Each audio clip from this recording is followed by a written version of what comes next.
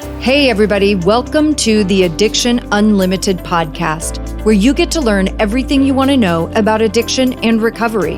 I'm your host, Angela Pugh, co-founder of Kansas City Recovery, life coach, and recovering alcoholic.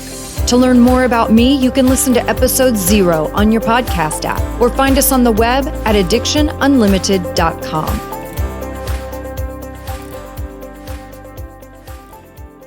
Hey everybody, welcome to episode number 117 of the Addiction Unlimited podcast. I'm your coach, Angela Pugh, helping you keep your motivation high to stay sober longer and love your life. That's what it's all about, right? We don't quit drinking because we want to be miserable or miserable in a different way because we're already miserable when we're drinking. You quit drinking because you want to feel better. You want to thrive in life. And that's what we're all about here, getting it together, having a fantastic alcohol-free life. Thank you for spending some time with me today. You guys are going to love this episode. I went a little different direction today. You guys know I've shared with you very openly my struggles with food and gaining some weight and all that good stuff, right? And this is something I've been super focused on the last few years, is not only to get off the weight that I gained, but really, just like sobriety, I want to make long-term lifestyle changes so that I don't continue to have this yo-yo situation with my weight and unhealthy eating habits. That's what it's really about to me. I'm tired of eating unhealthy things, and it makes me feel bad about myself, and it kills my energy, and I don't sleep as well, and I don't work out as well, right? It's this whole chain reaction, just like drinking. It's the same process, you guys. When we talk about all these different things, this is why I say everybody is recovering from something. So where I focus so much on addiction and recovery, the truth is the process to change anything, it's a process of changing habits. And we're all recovering from something, right? Maybe it's just unhealthy life habits. Maybe you've gotten really lazy and unmotivated. Maybe it's weight. Maybe it's addiction. It could be anything. But the process for creating change is the same regardless of what your change is. So I had reached out to this company called My Body Tutor last year. I don't know, probably like September, October last year, something like that. When I started to get more serious about really losing the weight I put on several years ago, I knew I wanted accountability. Just like why you guys hire me and work with me and are a part of my groups, you want accountability. It makes all the difference. I have to have people to talk to that understand exactly what I'm going through. I need to be a part of a support system that has the same issues, the same struggles, that can offer me solutions and help me get farther in my journey. That's why I always talk about the importance of that tribe. You have to have that. So when it came to this food journey for me, I knew immediately I had to create a tribe. I needed a tribe. I needed accountability. I needed someone that knew more than me that could get me farther faster. That's the whole point of a tribe, my friends. So I knew about My Body Tutor from a podcast. One of my favorite entrepreneurs many years ago had interviewed this guy, Adam, and Adam was talking about his company, My Body Tutor, and how they do things in the accountability that they provide and the knowledge, and I loved it. So when I got serious about my journey, it was one of the first calls I made. I went online and I found the website and checked it out, and I loved what they did, and I hired them, and it was an incredible experience for me. So when quarantine happened, I was getting a lot of feedback from people talking about eating during quarantine. We're in a high stress, high anxiety, high fear situation with the pandemic. And of course, I'm sure you guys have all read the headlines about how alcohol sales have skyrocketed, like everybody's just drinking their way through the pandemic and quarantine. And food has been much the same way. I just was getting all of these emails and messages about even people that were staying sober we're just eating like crazy. And you've seen all the memes, right? About everybody eating and like their grocery bill going through the roof. And so I just thought this was a really great time to reach out to an expert who knows this business and this habit inside and out and who practices what he preaches, which is so important to me. Like, I can't tell you guys how to do something or tell you what actions to take if I'm not doing the same thing. And that's one of the things I really respect about him too, is he definitely practices what he preaches. And I appreciate that. Now, where this is a little bit different is Adam is not a guy with addiction issues, right? Almost everybody I've ever had on this show has addiction issues outside of a couple of professionals. And Adam falls into that category. But you're going to hear so many parallels as we talk about this food struggle and healthy habits and healthy eating habits and food choices. So many freaking parallels. I felt like a broken record, like constantly going, oh my gosh, I say the same thing in addiction. I tell my clients the same thing. Oh my gosh, I say that all the time. You know, it really, there's just a lot of parallels. So this is Adam Gilbert from My Body Tutor. Of course, I will link all of his connections in the show notes. And last thing I want to remind you guys about is the video series that's coming out. If you have not signed up for that, grab that video series. Just because the double down on your recovery bonus episodes have come to an end doesn't mean your bonuses are coming to an end. I've already got another one lined up for you in this 3-part video series. Build your recovery support. You know how important it is to have a support system, and we're going to deep dive into all those pieces and why that's so important. Sign up at www.myrecoverytoolbox.com/series. And that video series starts Thursday. Hope you guys love this episode. Here's Adam. Hey, Adam, thank you so much for joining us today. I'm super excited to introduce the listeners to you and hear a little bit more about you and what you do. So thanks a lot for coming on. Thanks so much for having me. Yeah, so tell us a little bit about your business and how you got started. Like, I'm really interested to know too how you got into doing what you do. Yeah, so I'm the founder of mybodytutor.com. I started it in 2007. So we've been at it for 13 years now. And we help people reach their health and fitness goals through daily and personal accountability. So not only do we tell our clients exactly what to do, but we make sure they're actually doing it day in and day out. I love that. That has to be hard too. I mean, I do the same thing, but I'm working with addicts. We're a little different, but but none of it is easy. Like, that accountability piece is so important. Yeah, because, I've learned and realized, and even when I started this, knowing what to do is very different than actually doing it, right? So you can have all the tactics in the world, but if you don't put it into practice, then, you're not going to see results. So it's all about the implementation, and the accountability is what enables that. Yeah, I love that. I say that to my clients all the time. I'm like, because as you're talking and you're coaching people, everybody comes back with that standard response. Oh, I know. Oh, I know. And I'm like, I get it that you know, but knowing isn't what's holding you back. Like, I know you know. Now we've got to get you off your buns and taking some action. Exactly. I mean, we work with personal trainers, nutritionists. I have a few New York Times bestselling diet book authors as clients. I mean, these people clearly know what to do, but they're not actually doing it. So there's no doubt knowledge is not the real issue. It's a lack of consistent action. That's the real issue. And so interesting too, because it seems like it's so easy for us to let ourselves down, so to speak. You know what I mean? Like, I can set a goal for myself, even in my just daily life. Like, your to-do list can be endless. There are so many things to do in a day. And I can wake up in the morning and tell myself, okay, I'm going to do X, Y, and Z. I'm going to knock those things out today. And 3 hours later, I will have done 12 other things. You know what I mean? I'm like, what happened? Yeah, I think we're all really good at making promises to other people, and often we keep them. But when it comes to ourselves, we're terrible. We're constantly letting ourselves down and letting ourselves off the hook.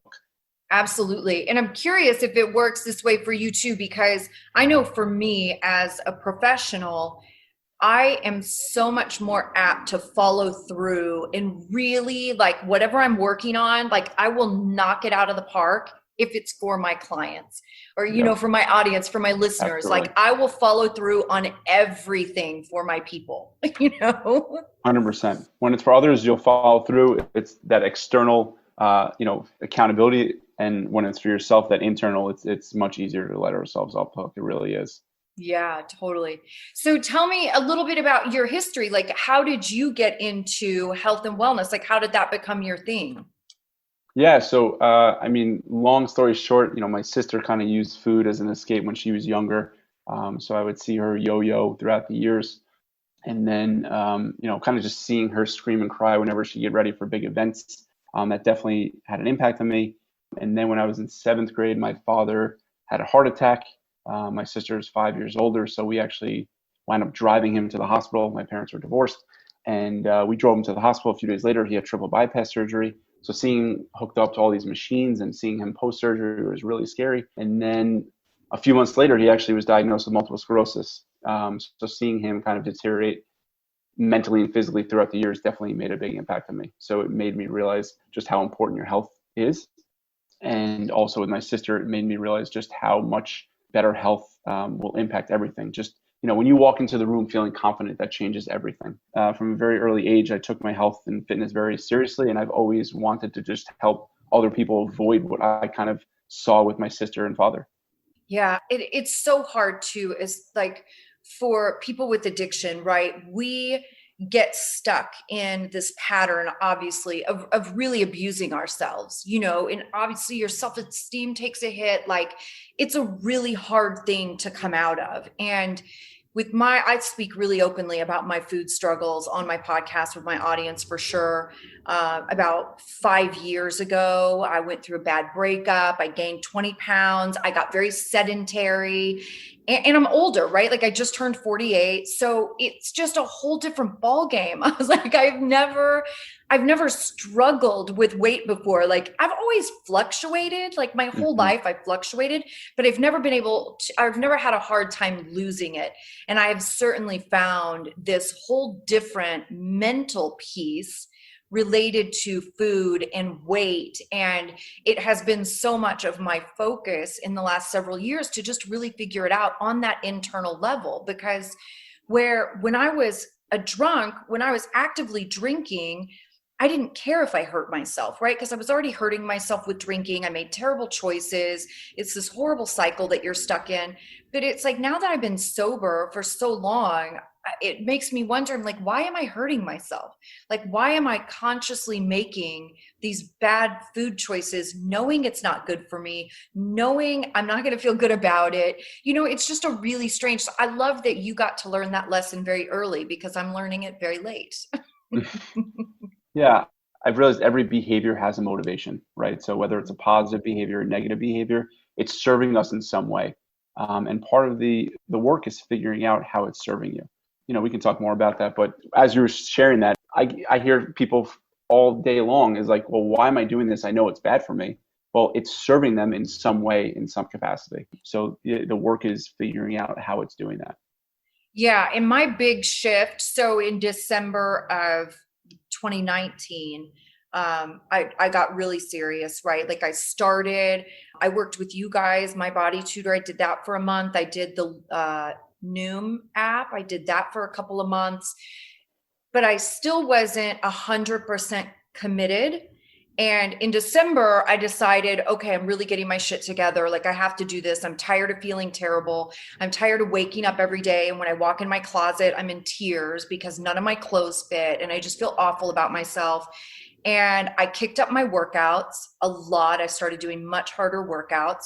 My mindset shifted to be, I want to care for my body. I want Yeah. to nourish my body. And I actually was on the phone with my coach at your company, my body tutor. I was on the phone with her and I was telling her like what I had eaten that day or whatever.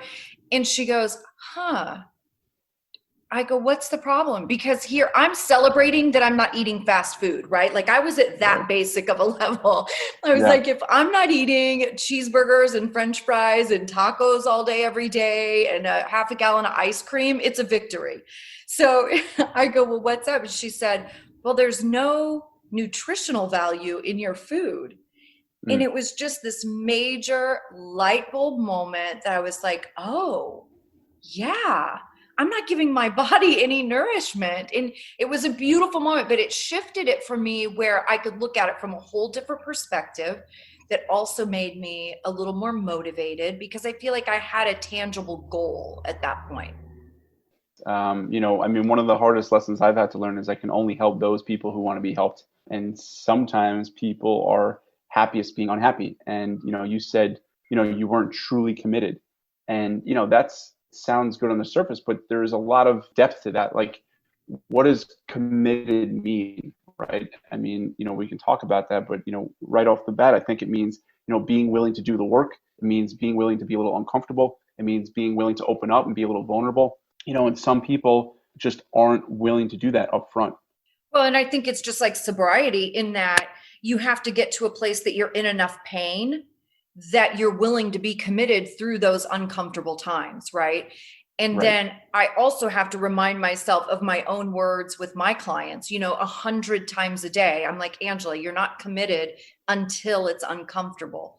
You're committed to making Exactly. better choices no matter what, right? Just like this, the same thing I had to do when I quit drinking. I'm not drinking no matter what. It doesn't matter what happens. It doesn't matter how upset I am or how bad I feel. I'm not drinking, period. And yeah, it was just a cool thing for me because it definitely motivates me to make better choices overall, taking kind of almost taking myself out of the equation, Yeah. it's about my body and nourishing my body and taking care of myself. Yeah, totally. I mean, I think you hit on an important point is that, I always say it's easy when it's easy, but what happens when it's not easy? And I think too many people unfortunately have this delusion that it's never going to be hard. It's just going to be smooth sailing, right? And like there's always going to be discomfort. There's always going to be challenges. There's always going to be obstacles. That is inevitable.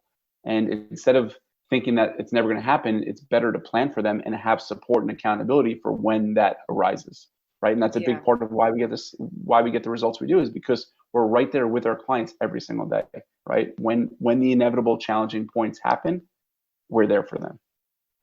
What would you say is the most difficult thing that people experience when they're not even from a weight standpoint, not about losing weight, but when somebody wants to just start making better choices? What is the number one barrier that you see? Well, I mean, you kind of alluded to it, but there's no doubt it's what's going on between their ears. A lot of people think, weight loss is about tactics, and sure, what you eat matters, but people spend way too much time obsessing over, whatever the popular diet of the month or year is. Keto, intermittent fasting, whatever it might be. There's a million ways to lose weight. The tactics are only a small part of it. It's really your mindset, it's your psychology, it's your habits. And I think a lot of people are so obsessed with the tactics that they forget it's such a mental game. And that's a big part of what we focus on. So I think it's that for sure.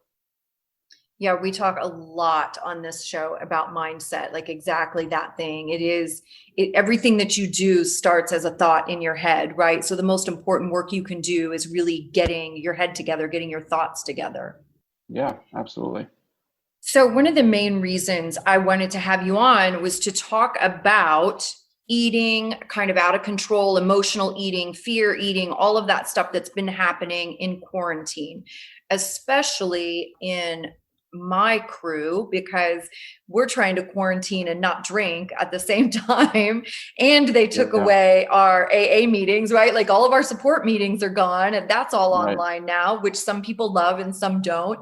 But what are some tips you could give people, like just during this time that has been so challenging, especially for those that maybe have fallen off some of the habits they had created? Yeah, so I mean, there's a million tips, but I think a few tips that come to mind. Number one is really trying to control your environment. If you don't want to slip, don't go where it's slippery, right? If you don't want to be tempted, don't have temptations around.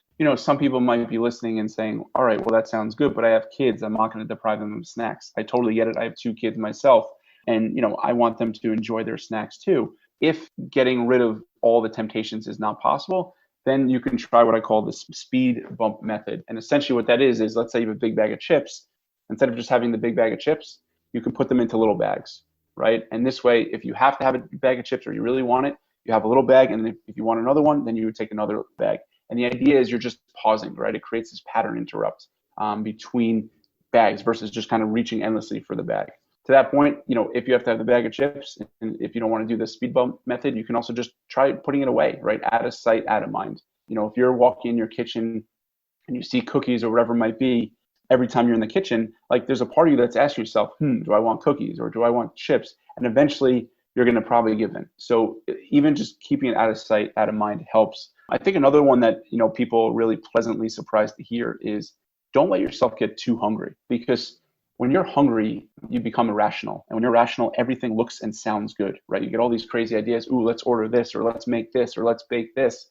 But when you're eating regularly, you're a lot more rational, right? And I always say, like, you can't control what you crave when you're hungry, but you can control how often you eat. When you're eating regularly, it just makes it a little easier to make good choices. And that's a pleasant, surprise, because most people hear weight loss or whatever it is, and they're thinking, oh, I have to starve myself. So that really will help too. Yeah, that's huge for me, like making sure I don't get too hungry. That is key for me, especially if I'm out like running around and I'm just really busy place to place all day, because I will fall in the fast food trap, right? So I have to make sure that I have things with me, because what'll happen, I'll be out running around doing my thing. And then all of a sudden I'll be like, oh my gosh, I haven't eaten since 8:00 this morning. And now I'm starving. I'm irritated. There's traffic. And the next thing I know, I'm hitting the drive-through because it's going to give me pleasure on so many levels, Exactly. Yeah, that's really important. You want to protect yourself against yourself, and I don't believe in willpower, as a long-term strategy, but we all have limited willpower, and you can use that up front to put yourself in situations where you don't need it, right? Or we all have limited self-control. Use that limited self-control to put yourself in situations where you don't need it, right? So for example, if you're going to be out and about on the road with tons of traffic, pack a protein bar or pack some vegetables or pack some nuts or whatever it is. So you have that when you're feeling really hungry. Yeah, one of the things I love too is a lot of the like convenience stores, gas stations type places are having more healthy options. Right. And that used to never be the case. Like you could never stop in. I know we have Quick Trip here, but you used to never be able to like pop into a gas station and get a salad or a banana or an apple. That used to be unheard of. But now it is much more convenient to make better choices too, if you're willing. Totally. Absolutely. One thing I wanted to ask you about was rituals, because I know this is something we talk about a lot in addiction too. And it was part of my food journey also, like recognizing all these rituals that I had built up in different places that I would go. Like I had one specific place I used to stop at on the way to my office to get milk for my coffee. And when I would stop at that place, I would always get a bag of gummy bears because I'm gummy obsessed. Gummies and ice cream are like my nemesis. So, but I just started, once I had that awareness, I started to recognize like every place I stopped, I had these weird rituals that I did. Yeah, absolutely. I think we just do it naturally and habitually, and it's essentially associations, right? So, most people, when they go to the movies, they think popcorn, right? When you hear hamburger, you think fries, or you might think milkshake, right? And you have these associations and rituals. And I think the first step to breaking them is to just be aware of them, right? So it's like people who smoke cigarettes, for example. I've helped a lot of people stop smoking cigarettes. It's like, okay, when do you smoke? Let's first be aware of that, right? So is it when you first wake up? Is it after a meal? Is it when you're stressed? Like you want to identify the times when you're doing these rituals, and that's the first step. Yeah, it's so important. It helps. I talk about the same thing with sobriety. You have to know when your weak moments are to to put something else in those weak moments to protect yourself. It's much easier to replace a behavior than to quit a behavior, right? So for you to go to a store and not get anything would be much harder than for you to go to a store and maybe get a protein bar or a banana or something. And sure, it's not going to be as tasty as ice cream or gummy worms, but the idea is you're still doing something, right? For us, a common thing is, and I'm sure for, most people, it's like at the end of the day, after my kids are down in bed and I'm done with work or whatever, I want to just sit on the couch and watch TV and eat food, right? And that's typically where we consume a lot of calories. And, some people will say they've tried things in the past and the diet or whatever will suggest they don't watch TV. But like, to me, I enjoy TV. I enjoy being in a Netflix series or whatever it is. Instead of not watching TV, I'll just watch TV and eat something else. And it's so simple, but so powerful, just replacing that behavior. I hadn't thought about it in that way, that like it's easier to replace than to quit a whole behavior. But yeah, that's super smart. It's logical. It just makes sense. Are you a regular workout person? Like you're one of those people that exercises all the time. You're super committed. You've done it for years. Yeah. So for me, and something we teach our clients is like diet is the key to weight loss. Exercise is the key to stress relief, energy, and a better mood. So I don't exercise because I have to. I exercise because I want to, because I'm a better version of myself, because I'm a happier version of myself. I'm less stressed. I'm less high strung. So for me, exercise, I joke, is like my medicine. It is. It's my daily medicine, and I want it. I need it. So yeah, I'm a regular exerciser. But I think a lot of our clients come to us and they're like, "Oh, how much do I have to exercise?" And it's like, let's say weight loss is your goal. If you don't want to exercise or you hate exercising, many people in the past, they would force themselves to exercise. And then what do you do when you force yourself to do something? You reward yourself, right? So they go to the gym. Remember when gyms were open? That was the good old days. But they would force themselves to go to the gym. They would exercise, maybe burn 300 calories, and then they would come home and consume a pint of ice cream. And from a calorie standpoint, they would be better off just laying in bed, right? So we really believe and preach and practice, like, let's do stuff you enjoy, even if it's going for a walk. That goes a long way. Doing something you hate doing consistently for a long time is going to lead to burnout. You're obviously not going to be able to stick with that. So I feel like sometimes it's really intimidating or overwhelming because like I have to be really mindful even of like my social media stuff, like Instagram and stuff like that. Like there are all these fitness people with these perfect bodies and they like live to do this on a daily basis. And I think that's fabulous. I really do. But yeah. I can't look at that all the time, right? It's just not healthy for me. And I'm also a workout for my mental health because I have really, really bad anxiety, and I cannot take anxiety medicine because anxiety medicine is one of the most addictive things on the planet. So that is not an option for me ever in my life. So I have to be really aware of all the other things that I can do to make sure that my anxiety doesn't take me down, because it could. So I get that, but I think it feels so overwhelming to think. Like, I think we blow it out of proportion, right? Like, I think, okay, I'm going to start exercising. Like, I have to go 6 days a week. I have to be there for 2 hours a day. Like, it's so much, and I dealt with this even in entrepreneur world. You hear these guys like the Tim Ferrisses of the world who are like, do this stuff. And I'm like, how do you do, like, you're not even human at some point, Yeah. But how can you break that down and make it manageable and make it make sense where you are more apt to follow through? Yeah. Well, I mean, one of my favorite kind of mantras is the monster is never as scary as it seems. And I say that to myself all the time. And we often kind of, the anticipation of something is usually worse than the actual event. And I think so often we feel like if we can't exercise for an hour, then it's not worth doing anything at all. Right. I had a client who came to me. She would only exercise if she was training for a marathon, but then she never exercised. Like it was like she either did 10 miles or nothing. And helping people kind of overcome that all or nothing mentality is a big part of what we work on. And I think the first step is understanding that, seeking perfection is helpful in certain areas, right? If I one day need surgery, I want my doctor to be a perfectionist, right?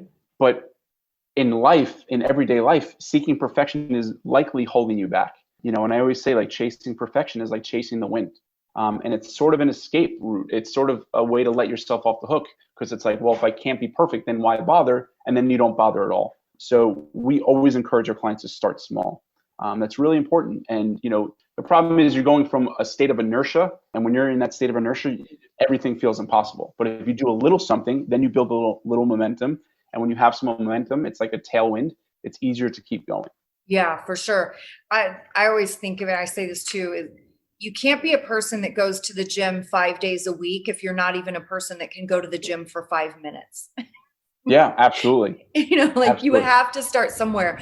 And I had several years ago, I was sick and I had to stop working out for several months while I was healing and whatever, figuring everything out.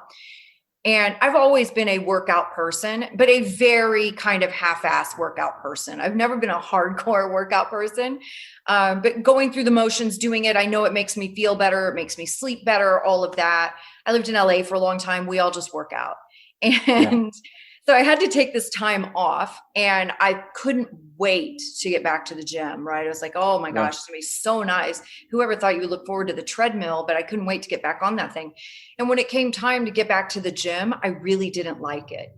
Like, I don't know what had happened to me, but I was not loving it and looking forward to it every day like I used to.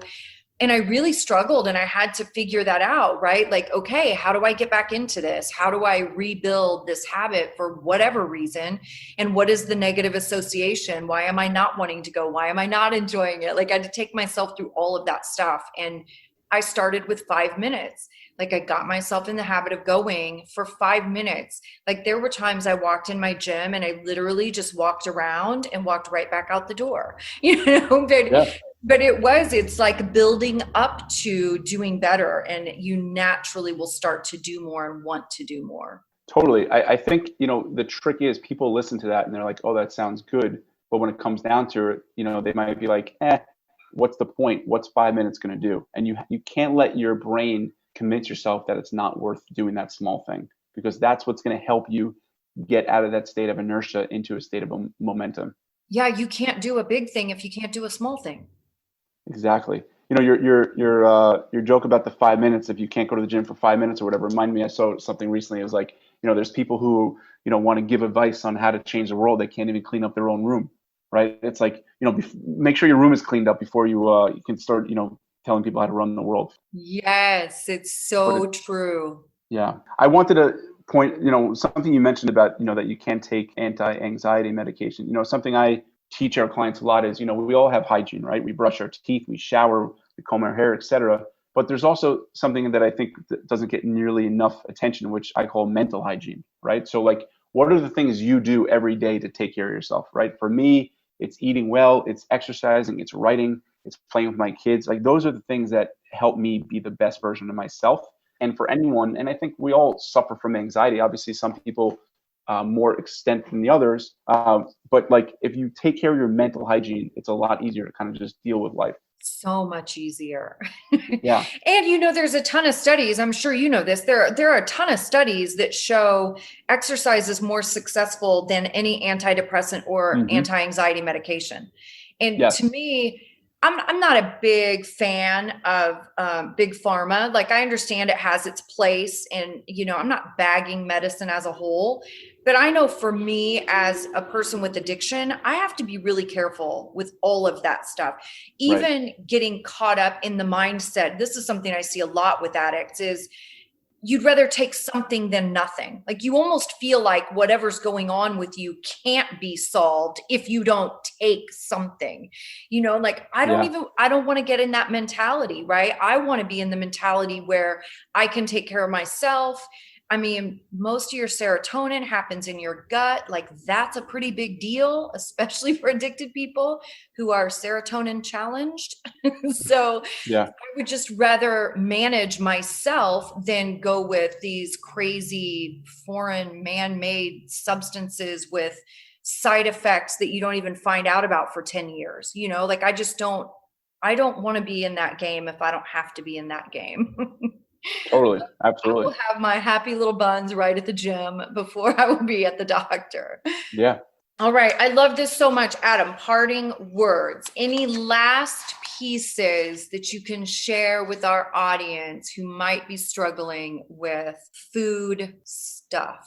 I mean, there's so many things. But I guess, the biggest thing I would say is understand how it's serving you. I think when you really understand how the food is serving you, then you can begin to replace it with something else.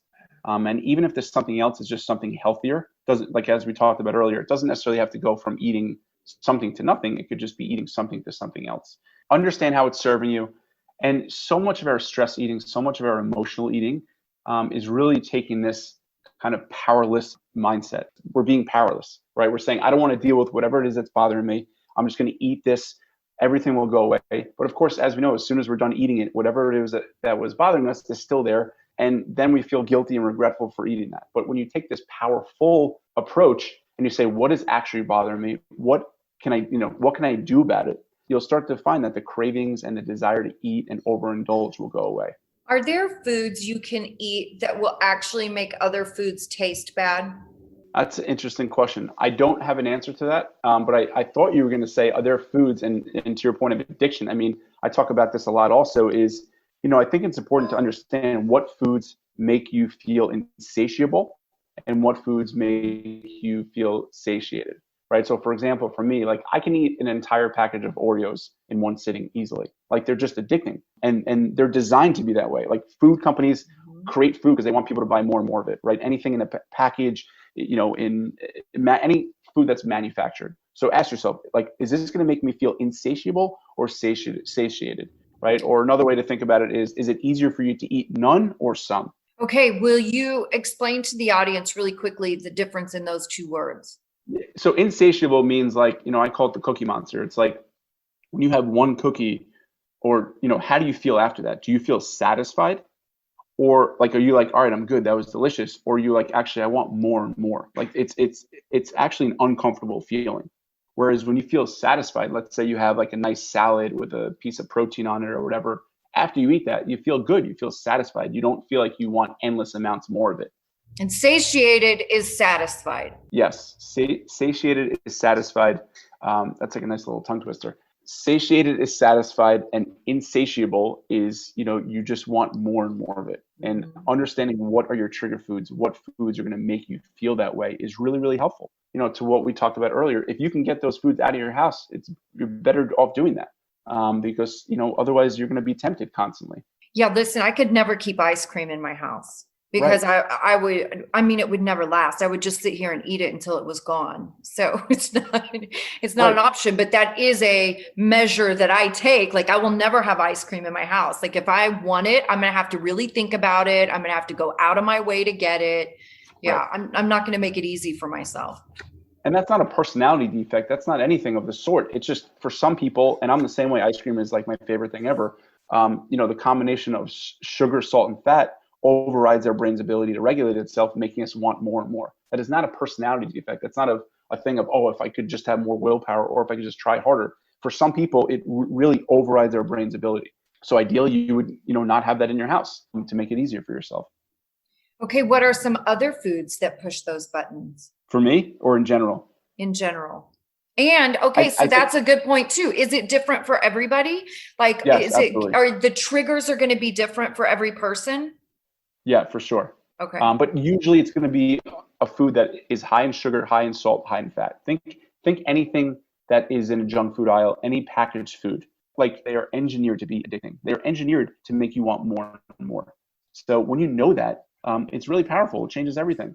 I feel like I have to be careful with fruit too, because it's sugar, right? Which obviously is my issue. And I will overeat fruit the same way that I will overeat other things, especially blueberries, raspberries, blackberries. Like forget it. I don't have an off switch with those things either. Yeah, but you know what? If our biggest quote unquote misstep is overeating fruit, we're in good shape. Like, yeah. This is where people get, not saying you, but in general, they'll be like, I had this one client, he was 200 pounds overweight, and he was worried about, eating organic blueberries versus regular blueberries. And it's like, we have bigger fish to fry right now than worrying about if we're eating organic blueberries or regular blueberries. Like, yeah. If your biggest misstep is overeating fruit, we're in good shape. Yeah, I love that. Thank you. That's encouraging. Because I feel like sometimes too, you read about this stuff or do research and what's good to eat, what shouldn't I be eating, especially for age, right? Because again, I'm a little bit older now. And I want to be mindful, but I feel like there's so much contradictory. It's like one thing you read will say fruit's really great, but make sure you only eat it in the morning. Don't eat it later in the day. And then something else. I mean, I feel like the only thing you can actually eat is chicken breast, broccoli, and drink water. And like, that's all you got. No, I mean, one of the things we pride ourselves on, and we always tell our clients, and for myself too, like I want to be fit and happy, not fit and miserable. Yeah. And the best diet in the world is one you can actually stick with. Yeah. And any diet, I mean, here's kind of some words of caution. Anytime someone is selling you something where there's like this information, like it's like eat these magic foods or don't do this at this time of day, that is pure BS. It is pure BS. Like, don't worry about that. It's not accurate. And worrying about whether you're eating berries or fruit in the morning versus evening, like that's not something to worry about. It really isn't. Good, because I don't want to worry about it. No, you don't. I I promise just want you. to, I want to be making better choices. I don't want it to be like discouraging or overwhelming. Yeah, well, that's the problem. There's so much information out there. There's so much conflicting information out there. It causes people to do nothing. But the best thing you can do, again, ask yourself, like, can I see myself eating this way in 5 years from now? Because it has to be sustainable. If the way in which you're losing weight is unsustainable, then obviously by definition, you're not going to be able to keep it off. And if you hate your life as you're losing weight, then you're not going to keep it off, right? Anytime you're saying to yourself or someone says to themselves, I can't wait till this is over, as they're doing a diet, then they're doomed for failure, because as soon as it's over, they're going to go back to their old ways. Right.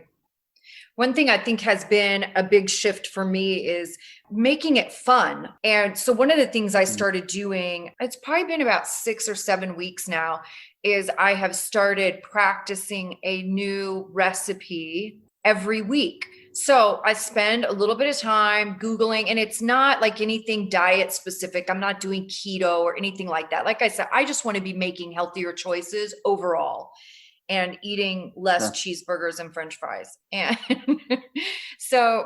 Yeah, and that's great. But again, it's important for you to enjoy cheeseburger and French fries. That's my favorite food in the world, along with ice cream. So and I enjoy that every week. I have pizza with my kids every week. So there has to be a balance, and helping people find that balance is what we work on with our clients. I just don't want to be having it every day, which is how I was, Right. So adding that fun component, like just looking up some recipes that are healthy, that sound good to me, and having one day a week, I make it a priority. I schedule it in my calendar. I go to the store. Like, it's just been fun though, so it doesn't feel like a drag. It feels like this is cool. I look forward to it. It's fun to share with my listeners too. But yeah, the mental part is so important, to get that mental part in those associations and just good too. I mean, one of the big things for me also is thinking about how food makes me feel, right? Like that's the number one thing that will keep me out of a bag of chips or ice cream, because I'm like, dude, there's no way. Like, it makes me tired. Literally within 20 minutes, I want to take a nap. I have way too much to do. And it does mess with my mood a little bit. Sugar especially kind of makes me a little sad. It's kind of weird, but it just messes with me. And that's what I'll think about, especially again, I don't mind doing stuff in moderation. I had birthday cake with my niece the other day. Like, I'm okay with that. I just don't want to be doing it every single day. And that's the thing that gets me out of it. It's like, I don't want to feel like that. Yeah. I mean, that's certainly helpful. And it's all about, your relationship with food, your relationship, with alcohol. Like, I mean, it's all about that, right? It's your mindset, it's your psychology, it's your habits. And one simple trick to kind of get you started on changing your relationship with food is, instead of focusing on what you're eating, focus on why you're eating it. When you start to understand why you're eating something, it really is it's kind of opens up the doors to this exploration, so to speak, of like, oh, I'm sad, or I'm frustrated, or I'm overwhelmed, or I'm anxious. And when you start to notice how you feel before you eat, you can start to change how you react to those triggers. Yeah, I love that. I think that was part of my little aha moment with there's no nutrition in your food, right? Because I just had never thought about it like that. And I was like, oh, wow, yeah, there's no nutrition in my food. I love that. Yeah, for sure. Well, Adam, thank you so much for coming on and doing this with me. I so appreciate you. Wow. I know you guys were just like me, hearing all of those similarities in these journeys. And I hope you really pay attention to all the tips that Adam gave about mindset. Just like I tell you all the time, it's thought process. Every single thing you do starts as a thought in your head. That's the most important work we can do, right? Is getting our thoughts together and shifting that mindset to be supportive of whatever the new thing is. I love this. He gave so many good strategies and things to think about. I was taking notes the whole time when we were recording. So, Adam Gilbert, My Body Tutor. Hope you guys loved that conversation as much as I enjoyed having it. And again, don't forget about the video series, Build Your Sober Support, www.myrecoverytoolbox.com/series. And we're going to keep the bonuses coming. So get signed up for that video series, and then you'll get all the insider info for the rest of the bonuses. I hope you're having a fantastic day, and I will see you next week. You've reached the end of another great episode of the Addiction Unlimited podcast. Candid and honest conversation about addiction and recovery. Be sure to visit us at addictionunlimited.com to join the conversation and access show notes and links to everything we talked about. Love this episode? Please take 30 seconds to subscribe, rate, and review on iTunes to help us improve and give you the information you want. Thanks for listening. See you next week.